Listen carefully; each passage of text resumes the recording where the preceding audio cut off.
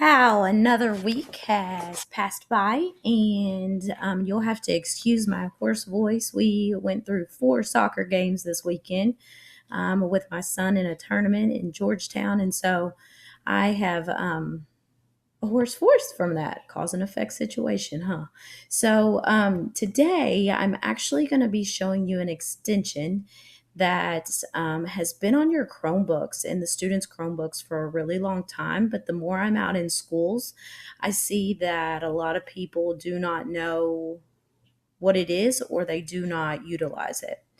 And so that is actually this purple puzzle icon up here that has a RW that stands for read write. And it is a fabulous extension for differentiation or for your ESL, ELL learners, your special needs learners, um, your learners that struggle in reading, so many different ways that you can use this extension. So, what I'm going to do is I'm just going to go to a website. And once I get to a website, and it can be any website that you have your kids researching on, it can be this page. Um, but what I'm going to do is once I get there and I choose something for my students to read, and if they're struggling reading it, this little guy right here, you click on it, and a bar is going to pop up and it will actually read the text for your students. So let's see, it's still loading. Sorry. Here it is. So you'll see it says read write for Google Chrome. The district actually pays for this. And so it's something definitely we need to be utilizing as a district. It's great. So there are, as you can see, many different icons, and I'm going to go through the icons here in just a second. But the main feature, obviously, is that it will read for your students. So your students need to know how to highlight, and then all they have to do is come up and press play. A Rhode Island grower is first in the world to achieve 3 records in the hobby of growing enormous foods. So you can see that it guy actually will read to them. Now that was reading a little quick for me. And I've noticed that it'll read a little quick for some of the youngers. And so you can actually go into the options and slow it down. You'll see where you can also have translation as well, and then choose a different person if you'd rather your kids hear someone else. And so there are different settings in here that you can get around and play with. There are different buttons that you can have on your bar if you choose to do so. I would suggest that you leave web search on, and I'll show you why here in just a second. And so all of our buttons are turned on.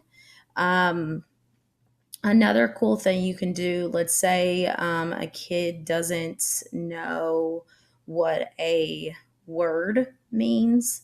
And so they can actually highlight the word and come up here, and this acts as a dictionary.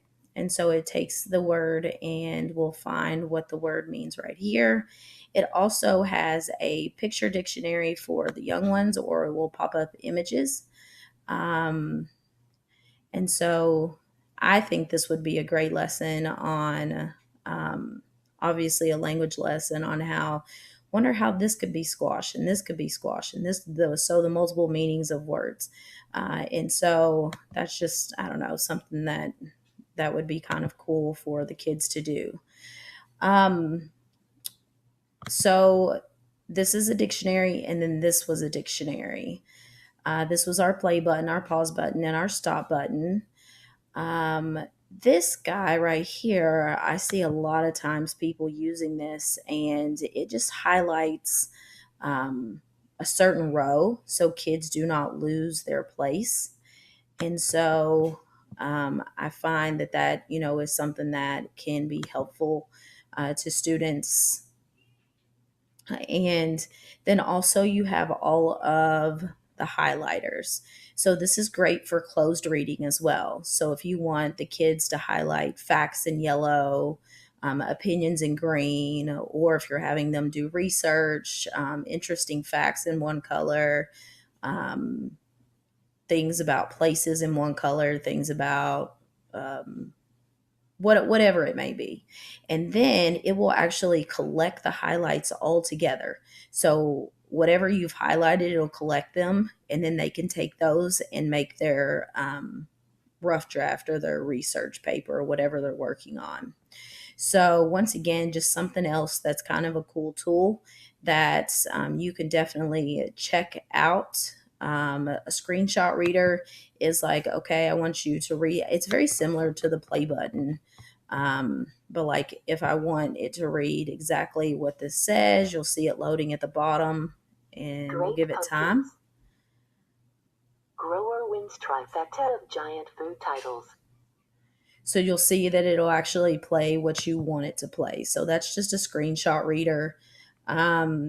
It works very well with Google and the whole Google Chrome type thing. One other thing, a feature that I really like about this is the this guy right here, and it works on practicing reading things out loud. And so, what you do is you have your kids um, get the text, and then they can press the record button, and then they can start reading. And when they get finished, they can hit the play button and listen to themselves reading. And then this paper airplane means that they can send it to you or email it to you.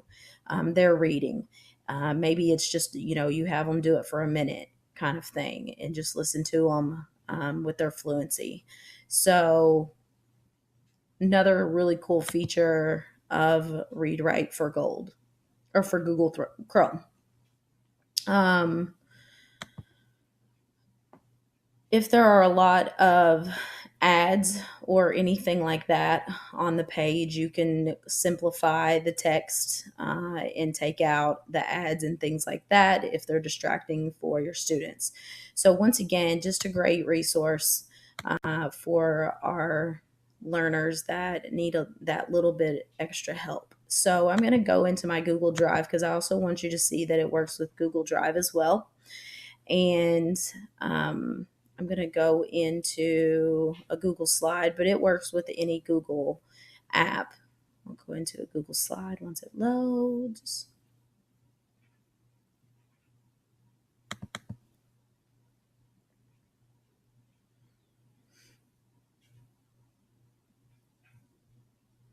Sorry, I'm on my home Wi-Fi.